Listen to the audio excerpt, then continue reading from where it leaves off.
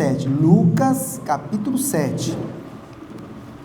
E hoje nós vamos aprender com um homem. Nós não temos o nome dele, irmãos, mas nós sabemos que ele era um centurião. Lucas, capítulo 7, versículos de 1 a 10.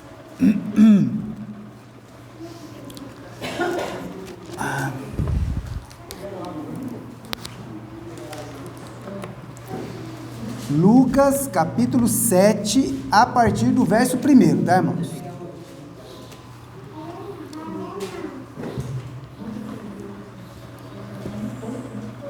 Amém? Vamos lá, então.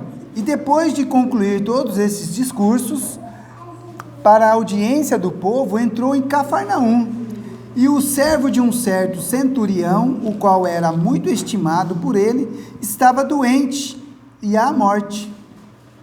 E quando ouviu falar de Jesus, enviou-lhe uns anciões dos judeus, rogando-lhe que viesse curar o seu servo.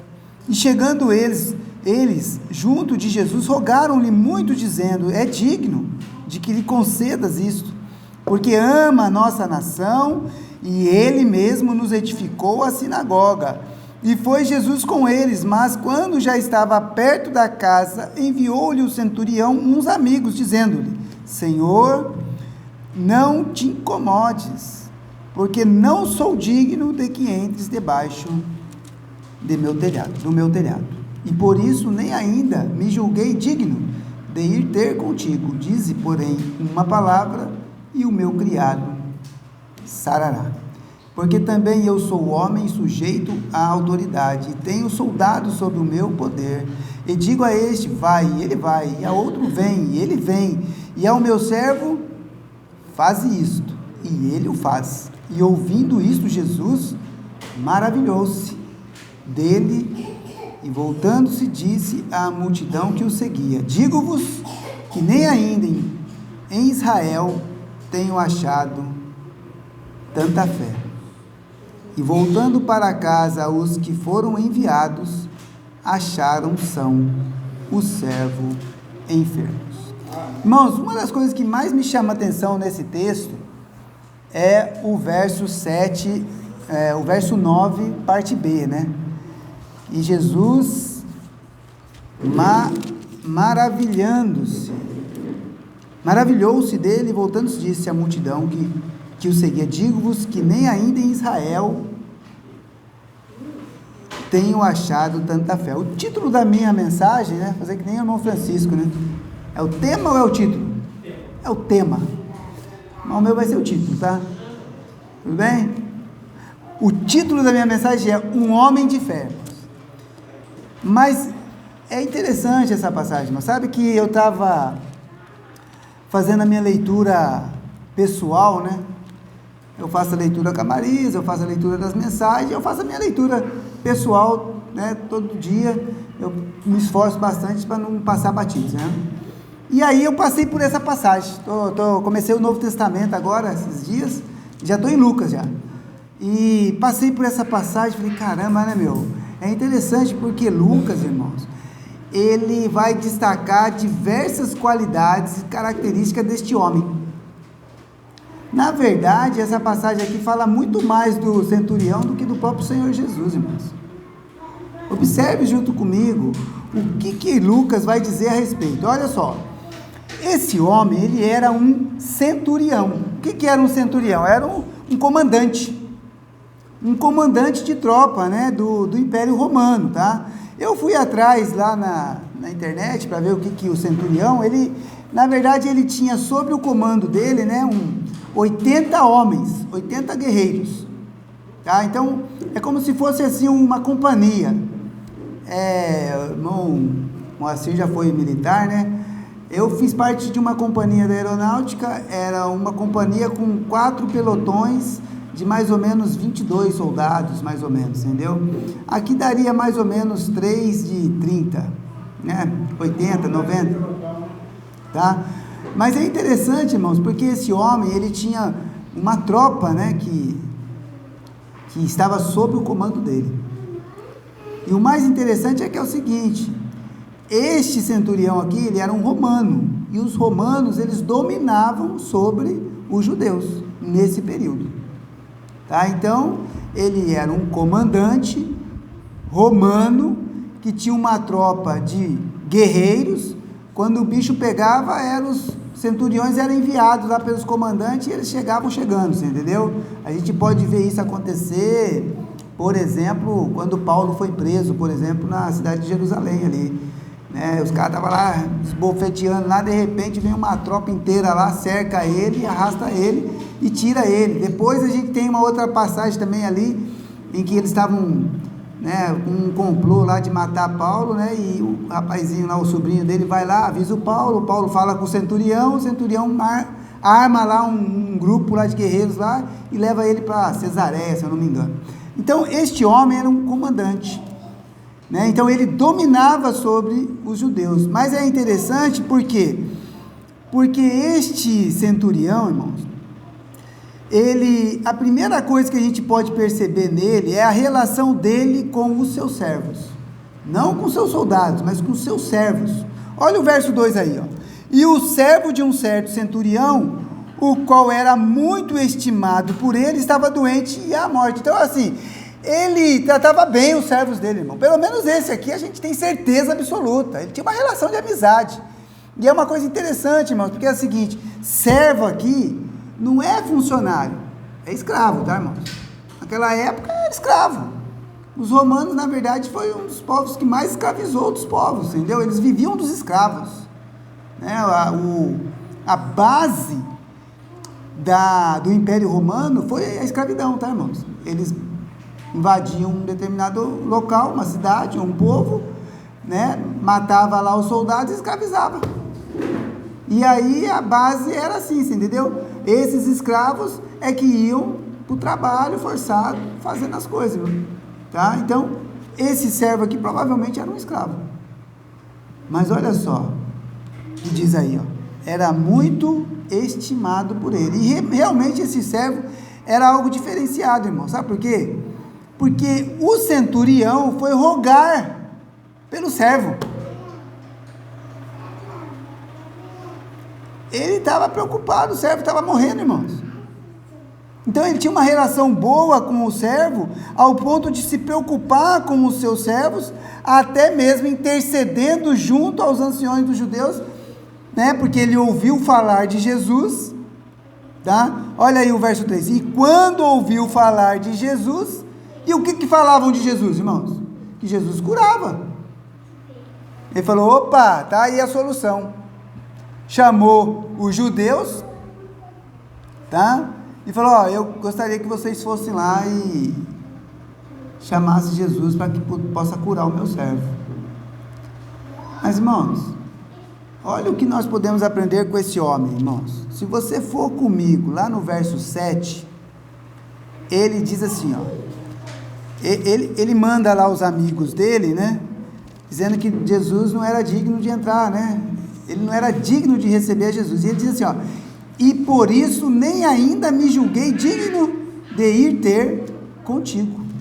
Irmãos, olha como esse homem era, irmãos. Ele chama os anciões porque ele não se sentia digno de ir lá pessoalmente falar com Jesus. Talvez porque ele era romano, né, irmãos? Ah, não, porque os judeus não se misturavam, tá? Mas na verdade eu acho que esse homem, ele era humilde, mesmo sendo um homem de poder, né? Mesmo sendo um centurião. Então ele se preocupava, intercedeu pelo seu servo, rogou aos judeus por ele, né? E o que nós vemos aqui, ó? Veja lá no verso 4.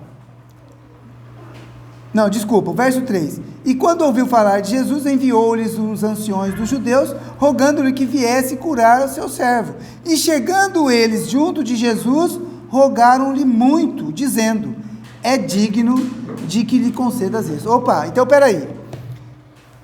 Ele tratava bem os seus servos, amava, né? Diz aqui que ele tinha... era um servo estimado, né? Então era uma pessoa que tinha valor para ele. ele roga pelo servo, ele intercede junto aos judeus, e agora os judeus, irmãos, os anciões, vão até Jesus e dizem para Jesus: é digno. Ou seja, ele tinha um bom testemunho com os de fora. Tá? Os judeus anciões, que era uma classe de homens que se sentiam melhores que os outros, olhando para o centurião, eles disseram: ó, Senhor, ele é digno de que o Senhor atenda a ele. E por quê? Por dois motivos, tá? Que fica bem claro no texto. Se você for comigo aí, no versículo 5, né? Olha lá, ele diz assim, ó: porque ama a nossa nação, e ele mesmo nos edificou a sinagoga. Opa, então peraí, ó. Ele amava o povo judeu, e não somente isso, ele tirou do próprio bolso dele para construir uma sinagoga. Era uma pessoa que compartilhava, irmãos. Uma pessoa caridosa, né? É isso? Generosa, obrigado. Generosa. Irmãos, é difícil a gente encontrar gente generosa. Eu confesso, irmão, eu tenho um pouco de dificuldade, eu tenho que orar mais ao Senhor para mim ser mais generoso. Você entendeu?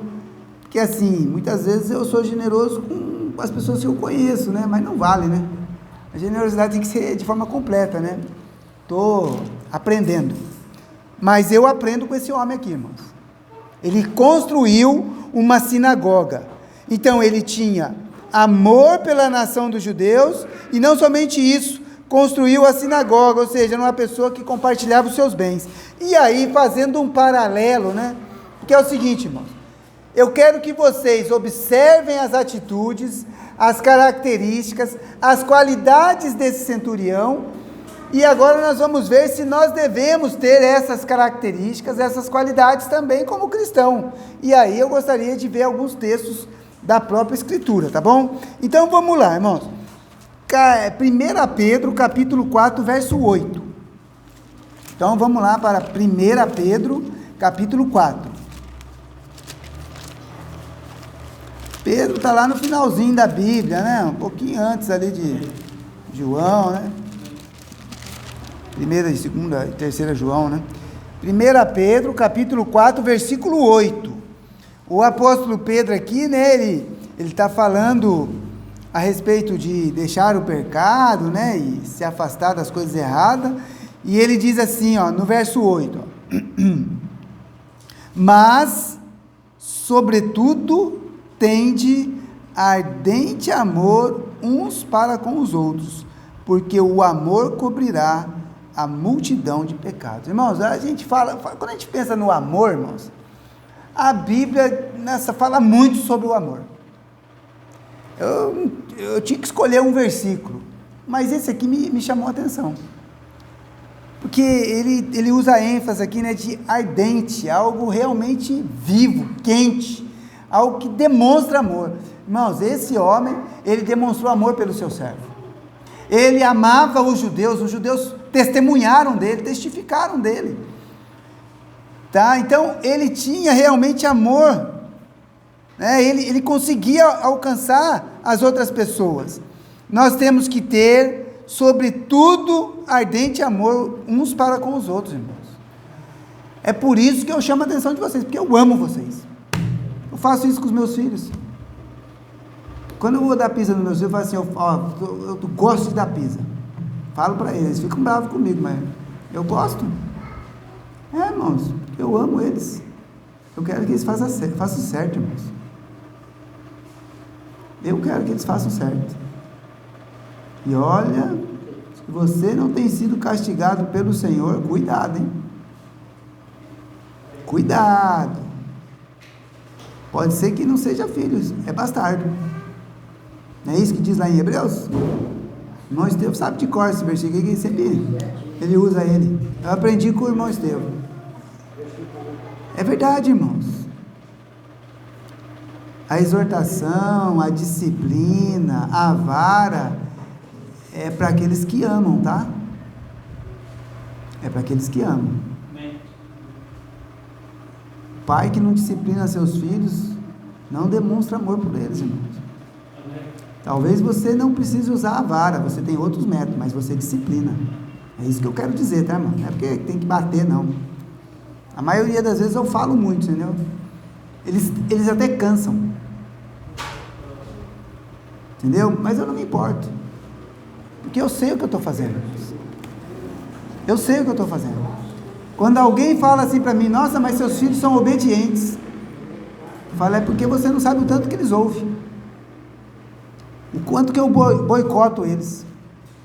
Agora deixa o garoto aí largado aí para você ver o que acontece. A Bíblia diz. Então, cuidado. Vai ler Provérbios. O irmão Estevão ainda está lendo um provérbio por dia? Vai voltar, ó, peguei no pulo, ó. Mas não tem problema. Mas vamos lá. Tem que ter amor. Então a gente tem que demonstrar amor. Mas não somente isso, ó. Olha só o que diz lá em Romanos. O apóstolo Paulo, irmãos, ele é fantástico. Romanos capítulo 13, verso 8, porque nós lemos Pedro, né? Mas olha o que o apóstolo Paulo diz aos romanos, né? Aos cristãos de Roma, né? Lá no capítulo 13, versículo 8, ele fala sobre o amor. E aí ele vai dizer assim, ó. Versículo 8 do capítulo 13. A ninguém devais coisa alguma, a não ser o amor com que vos ameis uns aos outros. Porque quem ama aos outros, o que eles fizeram? Cumpriu a lei. A gente fala tanto de mandamento, irmãos, o mandamento do Senhor começa no amor. E este centurião, ele, né, recebe o próprio testemunho ali dos próprios judeus, dos anciões. Então, devemos ter amor. Mas não somente isso, o apóstolo Paulo, quando escreve a Timóteo, né, lá em 1 Timóteo, capítulo 3, verso 7, ele está falando ali sobre as qualidades, né, as características que exige ali dos bispos, dos diáconos. 1 Timóteo, capítulo 3, versículo 7. O que se espera de um líder? O que se espera de um diácono? O que se espera de um pastor?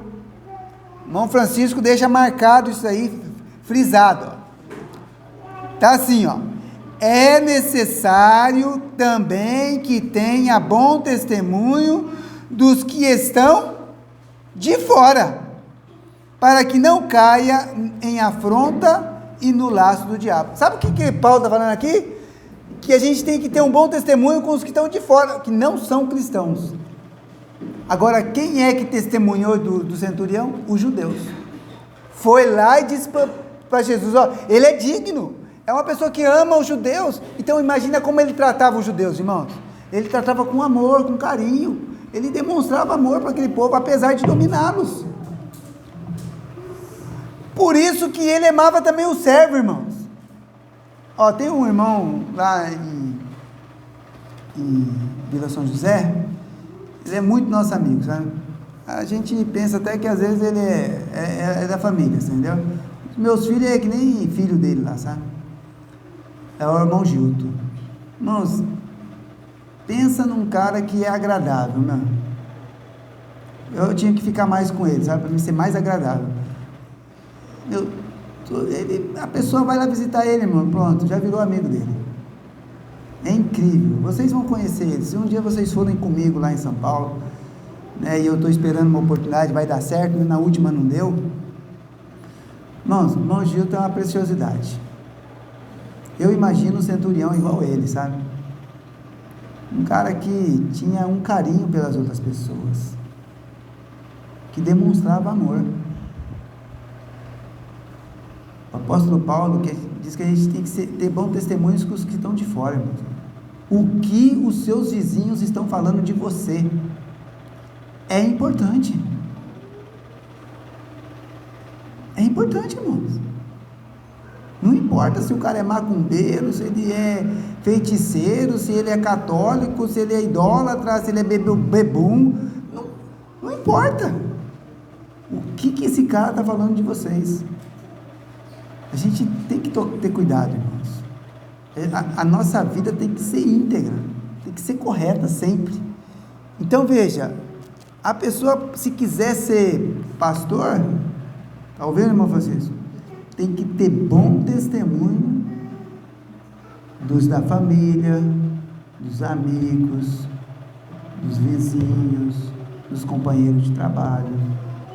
Uma das coisas que eu fiquei mais contente quando eu fui consagrado, irmãos, assim, não é orgulho não, eu fiquei feliz mesmo, é porque todos os meus irmãos estavam aqui, e eles moravam longe, né, tudo lá em São Paulo, ninguém mora aqui no Rio, e eu fui um por um convidando, poxa, eu gostaria que você estivesse lá. E o mais interessante, irmãos, que na época tinha irmãos meus que nem se olhavam na cara do outro, e eles vieram, e tiveram que um olhar para a fuça do outro. Aquilo para mim, foi algo de Deus mesmo, irmãos. Né? Porque, sabe quem que nos conhece? Os da nossa casa. E se eles vieram aqui, né? Então é porque, de alguma forma, eles falaram, não, o Ismael, ele pode ser consagrado, porque não tenho nada que desabone ele. Já pensou se um irmão meu que levanta assim, esse meu irmão aí é um xarope miserável, Senhor. Já pensou? Eu acho que eles não iam também vir aqui, né? Mas eu tinha amizade com todos eles, irmãos. Sempre busquei a amizade. Mesmo com um deles lá que a gente ficou muitos anos sem se conversar e tal. Mesmo assim, um dia eu fui atrás dele, pedi perdão para ele, a gente se reconciliou. E era uma coisa que eu tinha dentro de mim, que eu falei, tenho que resolver isso aí, tenho que resolver, e eu resolvi. E assim, irmãos, eu sou muito cuidadoso com ele, porque ele é meio ignorante, sabe, às vezes. Então eu tenho que ser muito cuidadoso, porque eu não quero brigar com ele, né? Ele é meu irmão, entendeu? Então tem que ter bom testemunho, mas não somente isso. Se você for comigo em Gálatas capítulo 6, versículo 9. Gálatas capítulo 6, versículo 9 e 10. Posso ler? Gálatas capítulo 6, versículo 9 e 10. E não nos cansemos de fazer bem, porque a seu tempo ceifaremos, se não houvermos desfalecido. Então, enquanto temos tempo, façamos bem só aos crentes, a todos, mas principalmente aos domésticos da fé. Eu entendo bem esse texto aqui, irmão. É assim, se a gente pode ajudar alguém, a gente deve ajudar. Mas se a gente tiver que escolher entre ajudar um irmão da igreja e alguém que não é da igreja, ajude o da igreja, tá, irmãos? É isso que o texto está dizendo, tá bom? Os domésticos da fé são aqueles que nós conhecemos, que são cristãos como nós, tá? Mas a Bíblia diz que nós devemos fazer o bem a todo tempo, tá? Então faça o bem, irmãos. Este homem estava fazendo bem, ele intercedeu pelo seu servo. Mas, irmãos, não para por aí.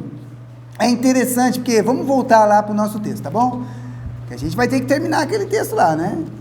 Então vamos voltar lá para Lucas capítulo 7 e vamos continuar, porque é o seguinte, ó, Jesus ouviu a intercessão ali, o rogo, né, dos anciões. O que ele faz? Versículo 6, e foi Jesus com eles, né? Então Jesus foi em direção à casa lá do centurião, mas quando já estava perto da casa, enviou-lhe o centurião uns amigos, dizendo: Senhor, não te incomodes, porque não sou digno de que entres debaixo do meu telhado. Então, peraí, irmãos, a gente continua ali o texto, e é interessante, porque Jesus vai indo para a casa dele. De alguma forma o centurião ficou sabendo que Jesus estava vindo, e ele nos surpreende de novo.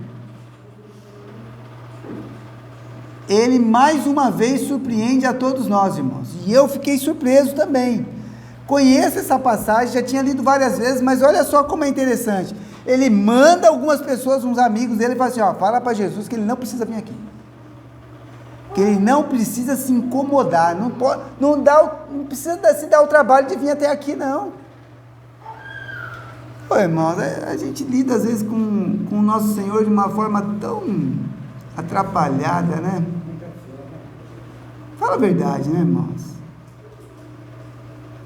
Por isso que Jesus falou que a gente tem uma fé muito pequenininha mesmo, irmãos. Irmãos.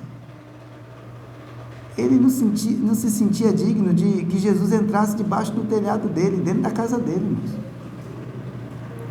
Ele considerou Jesus uma pessoa tão ilustre,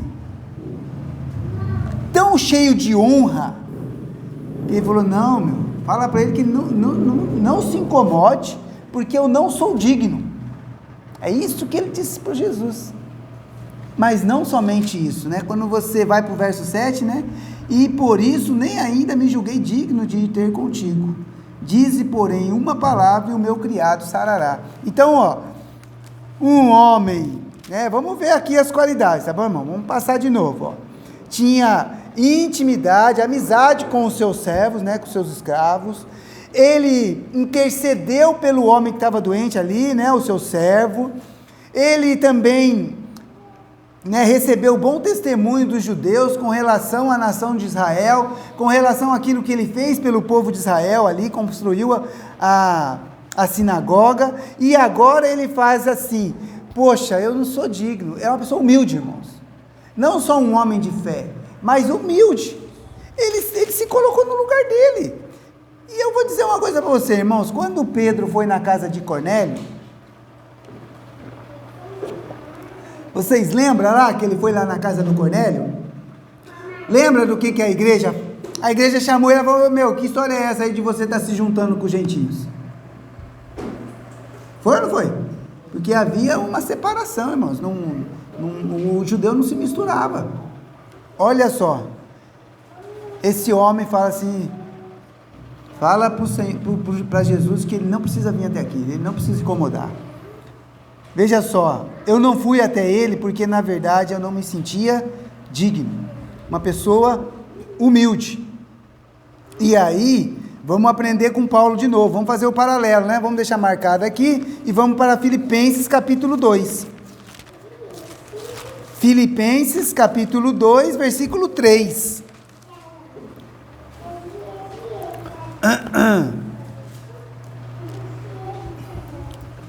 Nada façais por contenda ou por vanglória, mas por humildade. Cada um considere os outros superiores a si mesmo. Então, peraí, ele considerava Jesus superior? Com certeza, irmãos. Olha, irmãos, eu vou dizer, né? Enquanto os fariseus queriam pegar Jesus de qualquer forma, este homem, que era um estrangeiro, uma pessoa que não tinha nada a ver, porque os romanos eram extremamente idólatras, eles tinham muitos deuses, ele reconhece que Jesus era uma pessoa maior, superior, poderosa, e aí nós podemos aprender com ele. Em Efésios capítulo 4,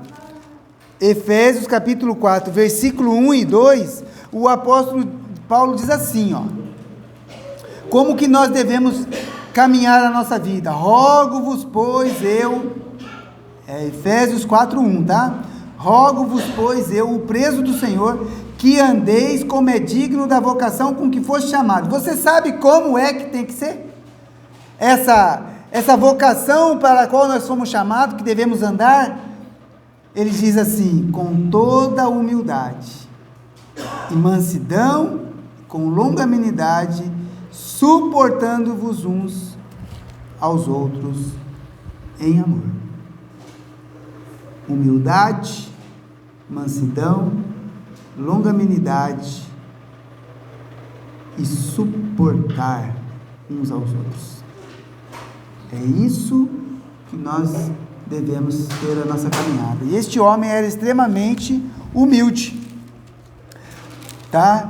Ele também se dizia que não era digno de estar com o Senhor. Ele reconhece que Jesus tem poder em suas palavras. Dize uma palavra e o meu servo sarará. Irmãos, Deus criou todas as coisas pelo poder da sua palavra. E disse Deus, haja luz. Houve luz. Disse Deus, façamos o homem à nossa imagem e semelhança. E disse Deus, a terra produza ervas. É assim, irmãos. Tudo foi criado pela palavra. Jesus é Deus? Diga uma palavra e o meu servo irá sarar. Ou seja, ele não só tinha o poder, irmãos, ele tinha autoridade. Amém. Ele tinha autoridade. Autoridade sobre as enfermidades. Autoridade sobre a natureza. Ele tinha autoridade para perdoar pecados. Este homem, ele realmente é incrível, né? Porque ele dá assim uma lição, né? Ele dá uma lição, irmãos. Ó, verso 8. Porque eu também sou homem sujeito à autoridade, ou seja, ele sabe se sujeitar. Você sabe ser sujeito? Eu acho que uma das grandes dificuldades, né, das pessoas que se chamam desigrejados é porque eles não suportam a autoridade, tá, irmãos? E isso é pecado, tá, irmãos? Porque quem é que tem poder para dar autoridade? Jesus falou. Deus. Então, se alguém está acima de você, respeite, irmãos. Pode ser que não pela pessoa, mas por causa de quem deu autoridade para ele, poxa. Irmãos, cuidado que a gente vai falar dos nossos governantes. Porque se ele está governando, é porque Deus permitiu, irmãos. Deus dá autoridade. Eu também sou sujeito à autoridade e tenho soldados sob o meu poder, né, embaixo do meu poder. E digo a este, vai, e ele vai. E ao outro, vem, e ele vem. E ao meu servo, faze isto, e ele o faz. Ou seja, ele fala assim, ó, a minha palavra tem autoridade sobre aqueles que estão abaixo de mim. Então, Senhor Jesus, não precisa vir até aqui, fale uma palavra, e o meu servo vai ser curado.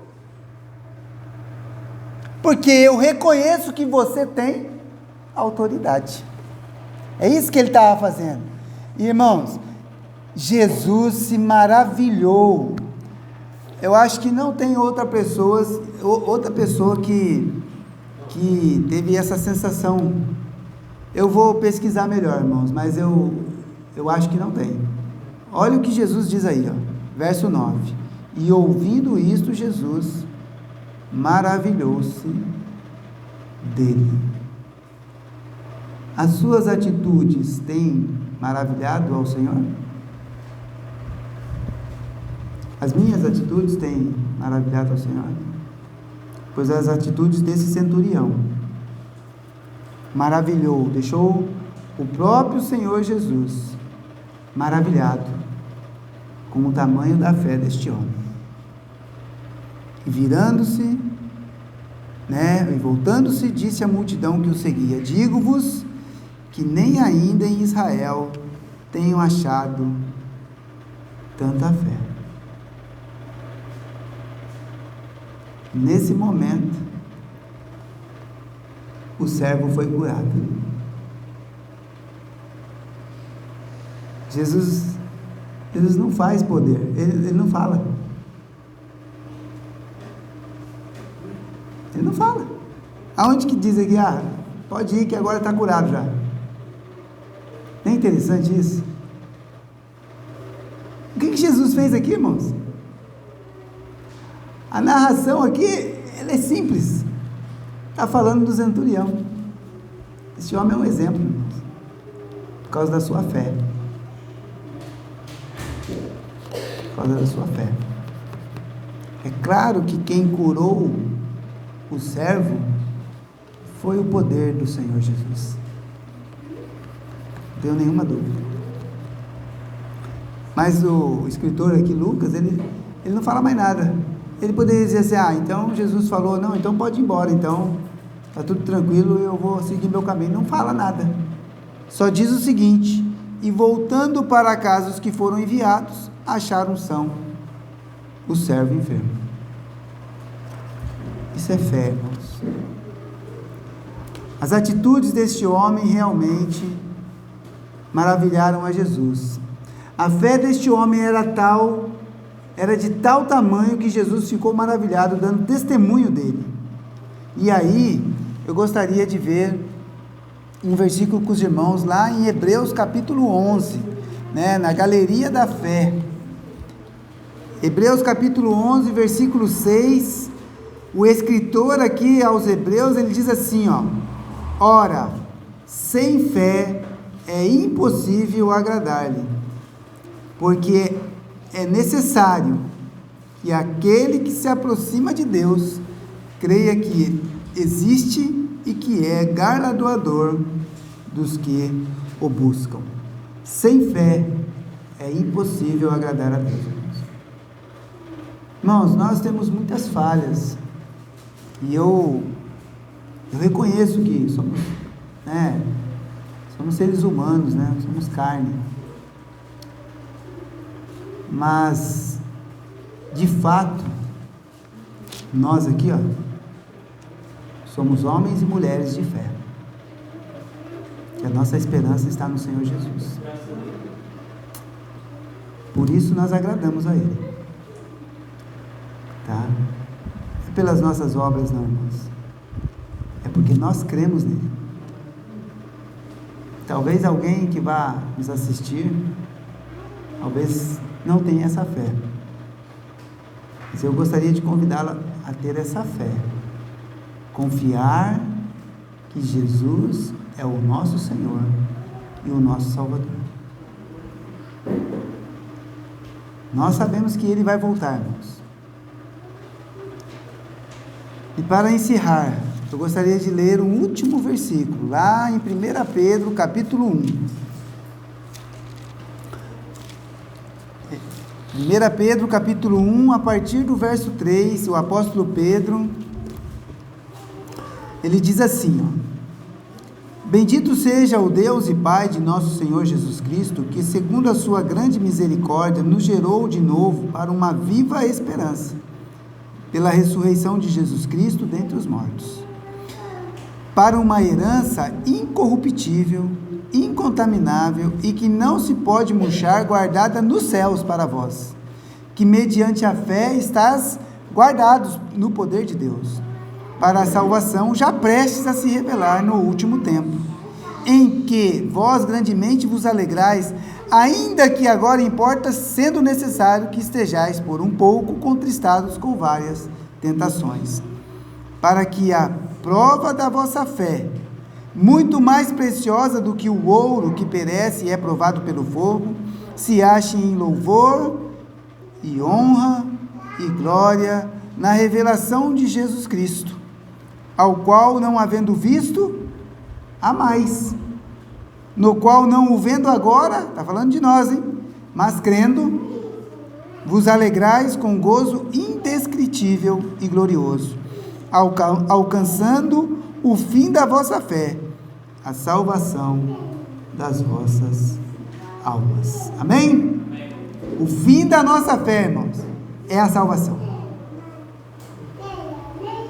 Estamos guardados pela fé, aguardando esse momento de esperança que nós temos, que é a volta do nosso Senhor, e nos alegrando, ainda que nós não tenhamos visto Jesus, mas nós cremos.